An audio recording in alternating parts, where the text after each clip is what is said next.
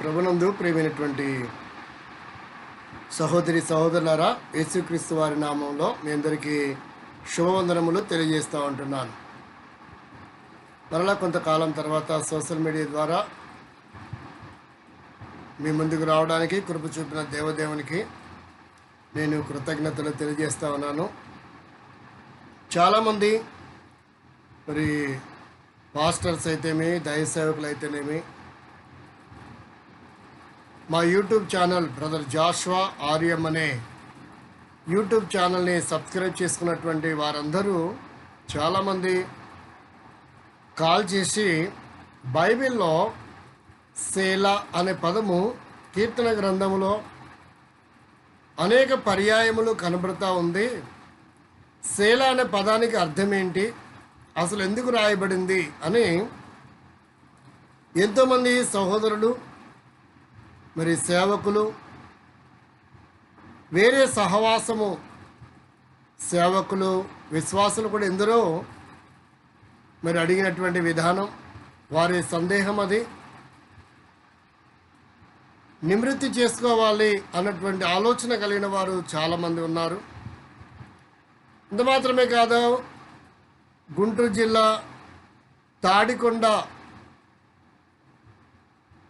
అనే ప్రదేశంలో కర్మేలు యొక్క ప్రార్థన మందిరం యొక్క సంఘపు ఎల్డర్ రూబెన్ గారు కూడా నన్ను అడుగుతూ వచ్చారు, సేల అనే పదానికి అర్థం ఏంటన్నా అని. మరి అన్నగారికి సమాధానం ఇవ్వడానికి అనేకులు ప్రశ్నించినటువంటి యవనస్తులు సేవకులకు సమాధానంగానే ఒక్కొక్కరికి ఫోన్ చేసిన వాళ్ళందరికీ సేల అనే పదానికి అర్థం చెప్పండి, ఎందుకు రాయబడింది అనే సందేహాన్ని మరి తెలుసుకోవడానికి ఇష్టపడుతున్న వారందరికీ ఈ వీడియో రూపకంగా సమాధానం ఇస్తున్నాను. ఈ వీడియోని ప్రారంభం నుంచి చివరి వరకు సదుద్దేశంతో, సద్భావంతో వీక్షించి విని సత్యాన్ని గ్రహించవలసిందిగా యేసుక్రీస్తు వారి నామంలో విన్నవించుచుండగా చిత్తగించుడి. ఎంతో గొప్ప గొప్ప విశ్వాసులు, గొప్ప గొప్ప నాయకులు, గొప్ప గొప్ప పెద్దలు, గొప్ప సువార్థికులు, సేవకులు, జాతీయ అంతర్జాతీయ వర్తమానికులు ఎందరో ఉన్నారు. ప్రభువు నాకు తెలియపరిచిన చిన్న విషయాన్ని మీ అందరికీ కూడా తెలియపరచడానికి మాత్రమే ఈ వీడియో చేస్తున్నాం, చిరు ప్రయత్నం. ఒకవేళ ఇంకా బ్రదర్ జాషువా ఆర్ఎం అనే మన ఛానల్ని ఎవరు సబ్స్క్రైబ్ చేసుకోలేదో సబ్స్క్రైబ్ చేసుకోండి. అనేకమైనటువంటివి మర్మంతో కూడినటువంటి పదాలు కానీ, వాక్య భాగము కానీ వీడియో రూపకంగా చేసి సోషల్ మీడియాలో అప్లోడ్ చేస్తాం. మీరు సబ్స్క్రైబ్ చేసుకుంటే నోటిఫికేషన్గా మీకు వస్తుంది. మీ చేసే ప్రతి వీడియో మీరు మిస్ అవ్వకుండా అందరూ చూడవచ్చు. అంత మాత్రమే కాదు, మీరు చూసిన తర్వాత అంగీకారంగా ఉంటే, ఉపయోగకరంగా ఉంటే లైక్ చేయండి. మీ కొలీగ్స్కి, ఫ్రెండ్స్కి, బంధువులకు, స్నేహితులకు, మిత్రులకు వీడియోని షేర్ కూడా చేయడము ద్వారా కూడా మీకు దైవాశీస్సులు దేవుని చేత అనుగ్రహించబడతాయి. మనం ఆ వీడియో ప్రారంభించడానికి ముందు సత్యవేద గ్రంథంలో ఉన్న మాటలను ఒకసారి మనం చదువుదాం. చూడండి, కీర్తన గ్రంథంలో 3వ కీర్తన 2వ వచనము, దేవుని వలన అతనికి రక్షణ ఏమీ దొరకదని నన్ను గూర్చి చెప్పువారు అనేకులు. ఆ 3వ వచనంలో అనేకులు తర్వాత చూస్తే బ్రాకెట్లో సేలా అనే పదం మనకు కనబడుతుంది. 2వ పదాన్ని చూస్తాం, 8వ వచనం, ఇదే కీర్తనలో 8వ వచనం, 8వ వచనం తర్వాత కూడా సేలా అని రాయబడింది.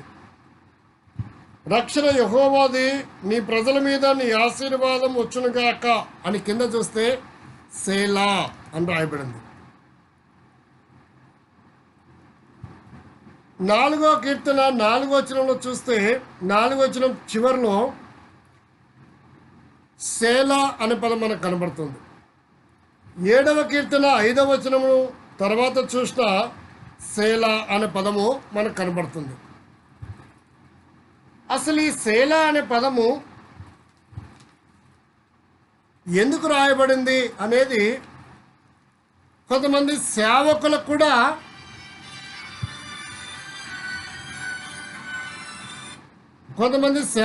కూడా ఇది ప్రశ్న.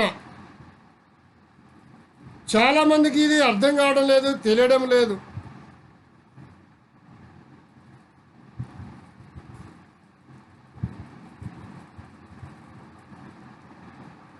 చాలామంది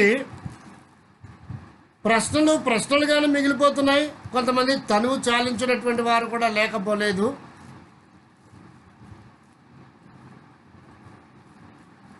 ఇలా ప్రశ్నించడం వలన, అడగడం వలన నేను కూడా తెలుసుకోవడానికి ప్రయత్నం చేస్తూ ఉన్నాను.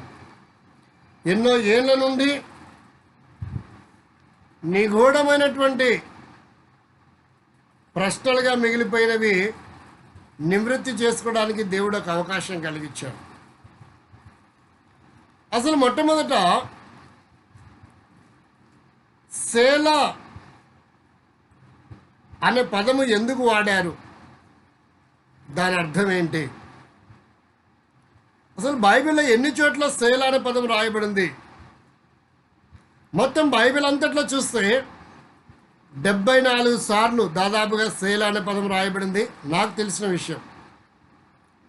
దాదాపుగా కీర్తన గ్రంథంలోనే 71 పర్యాయము సేలా అనే పదం రాయబడింది. ఇకపోతే 3 పర్యాయములు మరి ఎక్కడ రాయబడింది అని మనం ఆలోచన చేస్తే హబక్కూకు గ్రంథంలో 3 చోట్ల సేలా అనే పదము రాయబడింది. తద్వారా మొత్తము 74 పర్యాయములు సత్యవేద గ్రంథంలో సేలా అనే పదం రాయబడింది. రకరకాల భాషలు మనం చూస్తున్నాం. భారతదేశంలో 13-14 భాషలు, ప్రపంచ దేశం అంతట్లో కలిసి లిపి ఉండి లిపి లేని భాషలన్నీ దాదాపు 6200 పైచిలకు భాషలు ఉన్నాయి.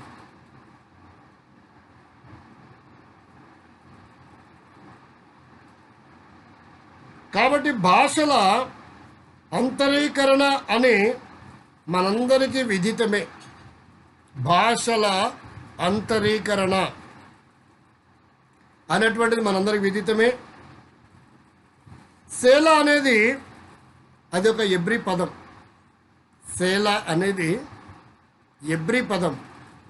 ఎందుకు ఆ పదాన్ని ఎబ్రీలో భాషలో వాడారు గల కారణాలు ఏంటో మనము కాస్త ముందుకు వెళ్ళి త్వరగా మనము చూద్దాం. మొట్టమొదటిది సేలా అనేది ఎబ్రీ పదం. రెండవది సేలా అనే పదం 2 అర్థాలను మనకు సూచిస్తూ ఉంది. 2 అర్థాలను సూచిస్తూ ఉంది. ఒకటి, దేవుని ఆరాధించండి అనే సూచన చూపిస్తుంది. రెండవది, సేలా అనేది ఆగి ముందుకు సాగండి, లేక ముందుకు వెళ్ళండి, లేక కొనసాగించండి అనే పదాన్ని చూపిస్తుంది. రెండవదిగా ఆగి ముందుకు కొనసాగుడి, లేక వెళ్ళండి, సాగండి, కొనసాగించండి అనే పదాన్ని చూపిస్తుంది. రెండవది మనం గమనిస్తే ఈ సేలా అనే పదం యూదుల గ్రంథాలలో కూడా తారసపడుతుంది. యూద గ్రంథాల పరిజ్ఞానం ఉన్నవారు యూద గ్రంథాలను పరిశీలన చేస్తే తెలుగు బైబిల్లో సేల కనపడమే కాదు, యూదుల గ్రంథాలలో కూడా సేల అనే పదం మనకు తారసపడుతుంది. సేల అనగా ఎబ్రి అనే పదానికి సరైన అక్షరము తెలుగులో లేని కారణం వలన, సేల అనే పదానికి సరైనటువంటి భాష, సరైన అక్షరాల పదాల యొక్క సమగ్రవంతమైనటువంటి సరైన ఆన్సరు లేకపోయినందువలన, లేని కారణం వలన, ఉదాహరణకు ఆంగ్లంలో తెలియని అంకెను మ్యాథమెటిక్స్లో ఏమని వాడతారంటే ఎక్స్ అనే పదం వాడతారు. అది మనందరికీ విదితమే, విద్యార్థులందరికీ విదితమే. లెక్కలు సబ్జెక్ట్లో తెలియని ఒక అంకెకు ఎక్స్ అనే పదాన్ని వాడినట్టుగా, అంకెను వాడినట్టుగా మనందరికీ విదితమే. అలాగుననే తెలియబడనటువంటి మాటకు హీబ్రూ భాషలో తెలుగు బైబిల్లో అక్కడ సేల అనే పదాన్ని వాడారు. అంత మాత్రమే కాదు, ఎబ్రి సేల అనే పదానికి కూడా మనము రెండు రకాలుగా వాడచ్చు. ఒకటి ఏంటంటే ఎస్ లావ్ అని, ఎస్ లావ్ అనే పదం ఒకటి వాడచ్చు. ఆ పదానికి అర్థం ఆరాధన. రెండవది ఏంటంటే ఎస్ లాల్, ఆ పదానికి ఆగండి, లేక తిరిగి ప్రారంభించండి, లేక కొనసాగించండి. గమనించండి, మొదటి ఆరాధన అనే పదానికి ఎస్ లావ్, ఎస్ లావ్ అనగా ఆరాధన అని. రెండో పదం ఏంటంటే ఎస్ లాల్ అనగా ఆగి, లేక తిరిగి ప్రారంభించండి, లేక కొనసాగించండి అనే పదము సూచించడానికే మనకు బైబిల్లో సేల అనే పదము రాయబడింది. అంటే ఈ పదాలు ఇక్కడ ఆగింది, ఆ తర్వాత కొనసాగించండి అనే దానికి వాడిన పదమే సేల. ఎందుకంటే హబక్కూకు గ్రంథములో వాడబడిన పదాలు కనుక చూస్తే ఆరాధించండి, స్తుతించండి అన్నటువంటి పదాలు మనకు కనబడతాయి 3వ అధ్యాయంలో. కనుకనే ఒకటి సేల అంటే ఆరాధన అని, రెండవది ఆగి తిరిగి ప్రారంభించండి లేక కొనసాగించండి అని, లేక ముందుకు సాగండి అనేటువంటి సూచనను ఈ సేల అనే పదం మనకు తెలియపరుస్తూ ఉంది. అదేంటో విచిత్రమైనది అని ఎవరు కలవరపడాల్సిన పనేం లేదు. వాస్తవానికి సరైన అర్థము సేల అనే పదానికి ఇంతవరకు ఎవరు కూడా అర్థం చెప్పలేదు. వాస్తవానికి సేల అనే పదానికి సరైన అర్థం ఇంతవరకు ఎవరు చెప్పలేదు. ఎందుకంటే సరైన అర్థం లేదు కనుక. కాబట్టి దాన్ని ఈ పరిమాణంలో, ఈ పద్ధతిలో పరిశీలన చేస్తే సరిపోతుంది అనేది నా అభిప్రాయం. అయితే కీర్తనలు దేవుణ్ణి ఆరాధించడం గురించి ఎక్కువగా వ్రాయబడినాయి కనుక సేల అనేది ఆరాధనకు వాడి ఉండవచ్చు అని కొంతమంది అభిప్రాయం. రెండవది ఆగి ముందుకు వెళ్ళండి అనుటకు గాను ఉదాహరణ ఏంటంటే, ఎందుకు ఆగి ముందుకు వెళ్ళాలంటే సంగీతంలో మనం పరిశీలించవచ్చు. పాటలు పాడుతున్న వారు, మరి గాయకులు ఏం చేస్తారంటే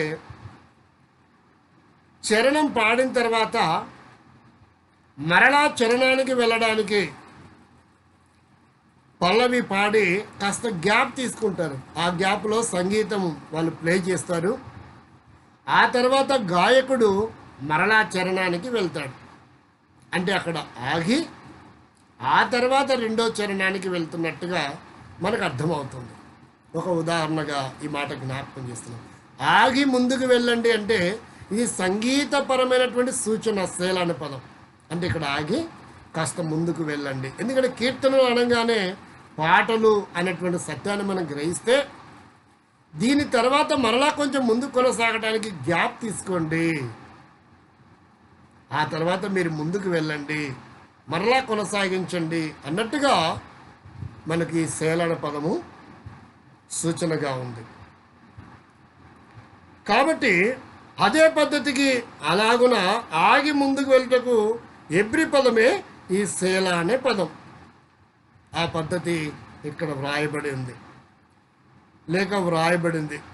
స్టాప్ అండ్ స్టార్ట్, ఆగి ముందుకు వెళ్ళండి అనే దాన్ని చెప్పడానికి సేల అనే పదం ఏంటంటే స్టాప్ అండ్ స్టార్ట్ అనే పదాన్ని మనకు చూపిస్తుంది మనకు అర్థమైన భాషలో. లేదంటే స్టాప్ అండ్ గో అనే పదాన్ని మనకు చూపిస్తుంది. అయితే చాలామంది ఈ సేల అనే పదమును చాలా రకాలుగా వాడుకుంటున్నారు, వాడుకలో ఉంది, వాడబడుచుంది. ఉదాహరణ, కొంతమంది స్తోత్రం అని వాడుతున్నారు సేల అంటే, మరికొంతమంది ఆగు అని, మరికొంతమంది స్వల్ప విరామం అని, మరికొంతమంది ప్రతిఫలము చేయుటయు లేక అభివృద్ధి చెందుటయు అని, ఇలా పలు విధములుగా ఈ సేల అనే పదాన్ని ఉపయోగిస్తూ ఉంటున్నారు. ఏది ఏమైనప్పటికీ మనము ఫలించాలి అన్నా లేక అభివృద్ధి పొందాలి అన్నా ముందుగా మారు మనసు పొందాలి. అంటే ఈ సేల అనే పదాన్ని కొంతమంది అభివృద్ధికి, కొంతమందికి మరి ఫలించడానికి కూడా ఉపయోగిస్తున్నారు. సరే, ఎటకలకు ఏదేమైనా మనం ఫలించాలన్నా అభివృద్ధి పొందాలన్నా మొట్టమొదట మనం మారు మనసు పొందాలి. యేసుక్రీస్తు సొంత రక్షకుడిగా అంగీకరించాలి. పాపములు యేసు రక్తములో కడగబడిన నిశ్చయత మనకు రావాలి. రక్షణ బాప్తీసు అనుభవంలోనికి మనం రావాలి. అప్పుడే మనము మారు మనసుకు తగిన ఫలాలను ఫలించగలం. మత్తయి సువార్త 3వ అధ్యాయం 7వ వచనములో చివరి భాగంలో మారు మనసుకు తగిన ఫలములను ఫలించుడి అని రాయబడింది. కానీ దేవుడి కోరిక కూడా అదే, మనం అభివృద్ధి పొందాలని. ప్రారంభంలోనే ఆదికాండం 1వ అధ్యాయము 28వ వచనంలో మీరు ఫలించి అభివృద్ధి పొందుడి అనే సత్యాన్ని సత్యవేద గ్రంథం మనకు సూచనగా తెలియపరుస్తుంది. కాబట్టి క్రైస్తవత్వము, మారు మనసు పొందిన మనందరము విశ్వాస జీవితంలో అభివృద్ధి పొందాలి, ప్రార్థన జీవితంలో అభివృద్ధి పొందాలి, ఫలించేవారిగా ఉండాలి. ఆత్మల విషయంలో మనం ఫలించేవారిగా ఉండాలి, సేవా జీవితంలో ఫలించేవారిగా ఉండాలి, కుటుంబ జీవితంలో, చదువులో, ఆధ్యాత్మికంగా, భౌతికంగా మనము సత్య క్రమంలో ఫలించేవారిగా ఉండాలని దేవుడు కోరుతూ ఉన్నాడు. అవలక్షణాలు, చెడు లక్షణాలలో ఫలించడము, అభివృద్ధి పొందడం దేవుడు కోరడం లేదండి. మరలా మీరు అలా తీసుకుంటారేమో, కాబట్టి మేము ఈ రకంగా అభివృద్ధి పొందుతున్నాం, అది తప్పండి. దైవికమైన క్రమంలో, ఆధ్యాత్మిక జీవితంలో మనం ఫలించి అభివృద్ధి పొందాలా. విద్యార్థి అయితే విద్యలో అభివృద్ధి పొందాలి, ఉద్యోగంలో ప్రమోషన్స్. కాబట్టి ఏ రంగంలో ఉన్నా, నువ్వు విద్యలో ఉన్నావా, వైద్యంలో ఉన్నావా, ఏ డిపార్ట్మెంట్, ఎలక్ట్రికలా, ఆధ్యాత్మికంగానా, ఆర్థికంగానా, నువ్వు అన్ని కోణాలు అభివృద్ధి పొందాలి. అక్రమం చేసి కాదు, క్రమముగా అభివృద్ధి పొందాలన్నదే దేవుని యొక్క ఉద్దేశం. కాబట్టి నేడే యేసుని సొంత రక్షకుడిగా అంగీకరించాలి. యోహాను సువార్త 15వ అధ్యాయం 16వ వచనం చూస్తే, మీరు మిమ్మల్ని ఏర్పరచుకొని లేదు కానీ నేను మిమ్మల్ని ఏర్పరచుకొని మీరు ఫలించుటకును మీ ఫలం నిలిచిండుటకును నేను మిమ్మల్ని ఏర్పరచుకుంటానని సత్యవేద గ్రంథం బహుక్షుణ్ణంగా విషదపరుస్తూ ఉంది. కాబట్టి దేవుని ఏర్పాట్లోనికి మనం వచ్చాం. కాబట్టి మనం ఫలించి అభివృద్ధి పొందాలని, మన ఫలం నిలిచి ఉండాలని దేవుడు కోరుతున్నాడు. కర్ర గడ్డి కొయ్యి కాలు లాంటిది కాదు మన సేవ, ఫలభరితమైనదిగా ఉండాలని, రాకడకు ఎత్తబడిదిగా ఉండాలని దేవుడు కోరుతూ ఉంటున్నాడు. కాబట్టి ప్రియమైన స్నేహితులారా, మిత్రులారా, మన వ్యక్తిగత జీవితం, కుటుంబ జీవితం, సేవా జీవితం, ఆధ్యాత్మికంగా మనం ఫలించి అభివృద్ధి పొందాలని, సేవలో మనం ఫలించి అభివృద్ధి పొందాలని, మన విశ్వాసంలో ఫలించి అభివృద్ధి పొందాలని దేవుని యొక్క ఉద్దేశం. కాబట్టి ఈ సేలాన్ని గురించినటువంటి ఈ చిన్న క్లుప్త వివరణలో మన ఆధ్యాత్మికంగా ఫలించి అభివృద్ధి పొందడమే ప్రామాణికం. ఒకవేళ ఇంకా రక్షణ మారు మనసు పొందకపోతే మీ అవలక్షణాలు, చెడు లక్షణాల్లో మీరు నష్టపోతున్నట్టయితే, అభివృద్ధి పొందలేకపోతున్నట్టయితే, రాణించలేకపోతున్నట్టయితే, మీ వ్యాపారంలో, ఉద్యోగంలో ప్రమోషన్ లేక, ట్రాన్స్ఫర్ లేక, సంతానం లేక, వివాహం లేక, ఆధ్యాత్మికంగా, భౌతికంగా అన్ని రకాలుగా నష్టపోతున్నట్లయితే, ప్రియ స్నేహితులారా, మిత్రుల, దేవునికి మీరు ఇంకా సంపూర్ణమైన రక్షణ, మారు మనసు అనుభవంలోనికి రాలేదు, తద్వారా నష్టపోతున్నారు. ఈ సత్యాన్ని గ్రహించండి. చిన్న చిన్న బలహీనతలు ప్రభు రక్తంలో కడగబడి సరి చేసుకొని విడిచిపెట్టి, అప్పుడు దేవుళ్ళలో నువ్వు ఫలిస్తావు. నీ సేవ ఫలిస్తుంది. నీ కుటుంబం, నీ వ్యాపారం, నీ ఉద్యోగం, నువ్వు ఏం చేస్తున్నా నీ ప్రయత్నాలన్నింటిలో సఫలమవుతావు. దేవుడు అభివృద్ధి పరుస్తాడు.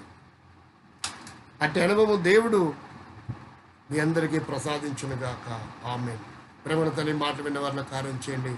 శైల యొక్క అనుభవం ఆధ్యాత్మిక అభివృద్ధి పొందడానికి సహాయపడమని, ప్రతి అవసరత అక్కర తీర్చమని, ఇంకెన్నో సందేహాలు కలిగినటువంటి వారు ప్రభా మరి నాకు కూడా దైవ జ్ఞానంతో నింపి వారి సందేహానికి ప్రభా మరి సత్యాన్ని సత్యవేద గ్రంథం నుంచి విషదపరచడానికి, నిగూఢమైనటువంటి విషయాలను నివృత్తి చేసుకునటానికి, చేయగలగటానికి సహాయపడమని, లాక్డౌన్ సమయంలో ప్రతి అవసరత అక్కర ఇబ్బందులు కలిగిన వారికి పుట్టి స్వస్థపరచు, మరి సరైన వైద్యం, సరైన ఆహార పదార్థాలను అనుకరించమని, ఆధ్యాత్మికంగా చింతలో కూరుకుపోయిన వారిని బలపరిచి, ధైర్యపరచు, లేవనెత్తమని, పురిగొల్పమని, ప్రతి అవసరత అక్కర కలిగిన వారికి తీర్చి సహాయపడమని వందనాలు చెల్లిస్తూ మనం యేసుక్రీస్తునామమున ప్రార్థించి వేడుకొంచున్నాం తండ్రి. ఆమేన్. ప్రభునందు మీ అందరికీ శుభవందనములు తెలియజేస్తుంటాం.